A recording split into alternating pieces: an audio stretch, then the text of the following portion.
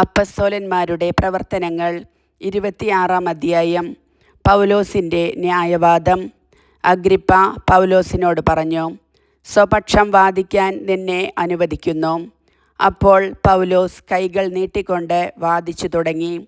അഗ്രിപ്പ രാജാവേ, യഹൂദന്മാർ എൻ്റെ മേൽ ചുമത്തുന്ന ആരോപണങ്ങൾക്കെതിരായി നിന്റെ മുൻപിൽ ന്യായവാദം നടത്താൻ സാധിക്കുന്നത് ഒരു ഭാഗ്യമായി ഞാൻ കരുതുന്നു.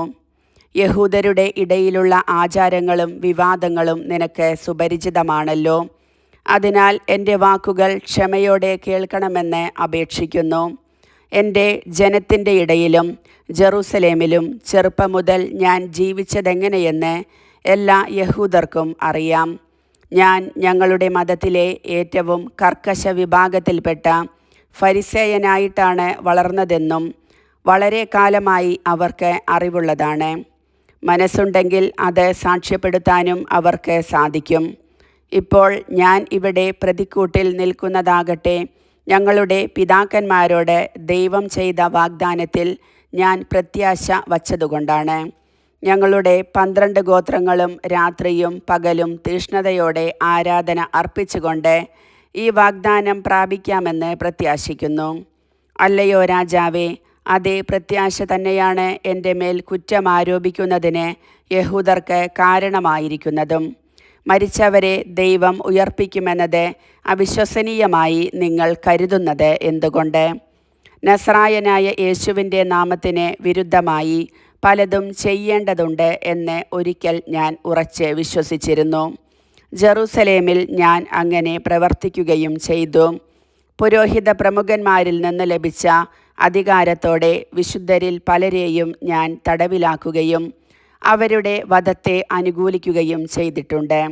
ഞാൻ പലപ്പോഴും എല്ലാ സിനഗോഗുകളിലും ചെന്ന് അവരെ പീഡിപ്പിച്ചുകൊണ്ട് വിശ്വാസത്യാഗത്തിന് നിർബന്ധിച്ചു. അവർക്കെതിരെ ജ്വലിക്കുന്ന കോപത്തോടെ മറ്റു നഗരങ്ങളിൽ പോലും പോയി ഞാൻ അവരെ പീഡിപ്പിച്ചു. മാനസാന്തര കഥ. അങ്ങനെ പുരോഹിത പ്രമുഖന്മാരിൽ നിന്ന് അധികാരവും കൽപ്പനയും വാങ്ങി ഞാൻ ദമാസ്കസിലേക്ക് പുറപ്പെട്ടു. അല്ലയോ രാജാവേ, മധ്യാഹ്നമായപ്പോൾ വഴിമധ്യേ ആകാശത്തുനിന്ന് സൂര്യപ്രഭയെ വെല്ലുന്ന ഒരു പ്രകാശം എൻ്റെയും സഹയാത്രികരുടെയും ചുറ്റും ജ്വലിക്കുന്നത് ഞാൻ കണ്ടു. ഞങ്ങൾ എല്ലാവരും നിലം പതിച്ചപ്പോൾ ഹെബ്രായ ഭാഷയിൽ എന്നോട് പറയുന്ന ഒരു സ്വരം ഞാൻ കേട്ടു. സാവൂൾ, സാവൂൾ, നീ എന്നെ പീഡിപ്പിക്കുന്നതെന്തുകൊണ്ട്? ഇരുമ്പാണിമേൽ തൊഴിക്കുന്നത് നിനക്ക് അപകടമാണ്. ഞാൻ ചോദിച്ചു, കർത്താവേ, അങ്ങ് ആരാണ്? അവൻ പറഞ്ഞു, നീ പീഡിപ്പിക്കുന്ന യേശുവാണ് ഞാൻ.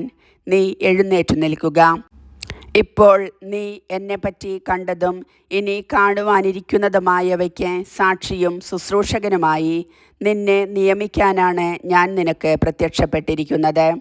നിന്നെ ഞാൻ നിന്റെ ജനത്തിൽ നിന്നും വിജാതീയരിൽ നിന്നും രക്ഷിച്ച് അവരുടെ അടുക്കലേക്ക് അയക്കുന്നു. അത് അവരുടെ കണ്ണുകൾ തുറപ്പിക്കാനും അതുവഴി അവർ അന്ധകാരത്തിൽ നിന്ന് പ്രകാശത്തിലേക്കും സാത്താൻ്റെ ശക്തിയിൽ നിന്ന് ദൈവത്തിലേക്കും തിരിയാനും പാപമോചനം സ്വീകരിക്കാനും എന്നിലുള്ള വിശ്വാസം വഴി വിശുദ്ധീകരിക്കപ്പെട്ടവരുടെ ഇടയിൽ അവർക്ക് സ്ഥാനം ലഭിക്കാനും വേണ്ടിയാണ്. അഗ്രിപ്പ രാജാവേ, ഞാൻ ഈ സ്വർഗീയ ദർശനത്തോട് അനുസരണക്കേട് കാണിച്ചില്ല. പ്രത്യുത ആദ്യം ദമാസ്കസിലുള്ളവരോടും പിന്നെ ജെറുസലേമിലും യൂദയ മുഴുവനിലും ഉള്ളവരോടും വിജാതീയരോടും അവർ പശ്ചാത്തപിക്കണമെന്നും പശ്ചാത്താപത്തിന് യോജിച്ച പ്രവർത്തികൾ ചെയ്തുകൊണ്ട് ദൈവത്തിൻ്റെ അടുത്തേക്ക് തിരിയണമെന്നും പ്രസംഗിക്കുകയത്രേ ചെയ്തത്. ഇക്കാരണത്താലാണ് യഹൂദന്മാർ ദേവാലയത്തിൽ വെച്ച് എന്നെ പിടികൂടുകയും വധിക്കാൻ ശ്രമിക്കുകയും ചെയ്തത്. ഇന്നുവരെ ദൈവത്തിൽ നിന്നുള്ള സഹായം എനിക്കുണ്ട്. അതുകൊണ്ട് തന്നെയാണ് വലിയവരുടെയും ചെറിയവരുടെയും മുൻപിൽ സാക്ഷ്യം നൽകിക്കൊണ്ട് ഞാൻ ഇവിടെ നിൽക്കുന്നതും. ക്രിസ്തു പീഡനം സഹിക്കണമെന്നും മരിച്ചവരിൽ നിന്ന് ആദ്യം ഉയർത്തെഴുന്നേറ്റവനായി ജനത്തോടും വിജാതീയരോടും പ്രകാശത്തെ വിളംബരം ചെയ്യണമെന്നും പ്രവാചകന്മാരും മോശയും പ്രവചിച്ചിട്ടുള്ളതല്ലാതെ മറ്റൊന്നും തന്നെ ഞാൻ പ്രസംഗിക്കുന്നില്ല. ശ്രോതാക്കളുടെ പ്രതികരണം. അവൻ ഇങ്ങനെ ന്യായവാദം നടത്തിക്കൊണ്ടിരിക്കുമ്പോൾ ഫേസ്തൂസ് ഉച്ചത്തിൽ വിളിച്ചു പറഞ്ഞു, പൗലോസ്, നിനക്ക് ഭ്രാന്താണ്, നിന്റെ വലിയ വിജ്ഞാനം നിന്നെ ഭ്രാന്തനാക്കുന്നു. പൗലോസ് പറഞ്ഞു, അഭിവന്ദനായ ഫേസ്തൂസ്, ഞാൻ ഭ്രാന്തനല്ല, സുബോധത്തോടെ സത്യം പറയുകയാണ്. രാജാവിന് ഇക്കാര്യങ്ങൾ അറിയാം. ഞാൻ അവനോട് തുറന്നു പറയുകയാണ്, ഇവയിലൊന്നുപോലും അവൻ്റെ ശ്രദ്ധയിൽപ്പെടാതിരുന്നിട്ടില്ലെന്ന് എനിക്ക് ബോധ്യമുണ്ട്. എന്തെന്നാൽ ഇത് ഒഴിഞ്ഞ കോണിൽ സംഭവിച്ച കാര്യമല്ല. അഗ്രിപ്പാ രാജാവേ, നീ പ്രവാചകന്മാരിൽ വിശ്വസിക്കുന്നില്ലേ? ഉണ്ടെന്ന് എനിക്കറിയാം. അപ്പോൾ അഗ്രിപ്പ പൗലോസിനോട് പറഞ്ഞു, എളുപ്പത്തിൽ എന്നെ ക്രിസ്ത്യാനിയാക്കാമെന്നാണോ?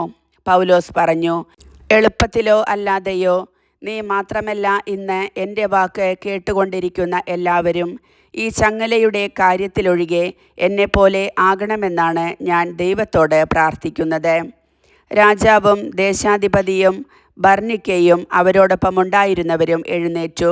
അവർ പോകുമ്പോൾ പരസ്പരം പറഞ്ഞു, മരണമോ വിലങ്ങോ അർഹിക്കുന്നതൊന്നും ഈ മനുഷ്യൻ ചെയ്തതായി കാണുന്നില്ല. അഗ്രിപ്പ ഫേസ്തൂസിനോട് പറഞ്ഞു, സീസറിൻ്റെ മുൻപാകെ ഉപരിവിചാരണയ്ക്ക് അപേക്ഷിച്ചിരുന്നില്ലെങ്കിൽ ഇവനെ മോചിപ്പിക്കാമായിരുന്നു. കർത്താവിൻ്റെ വചനം.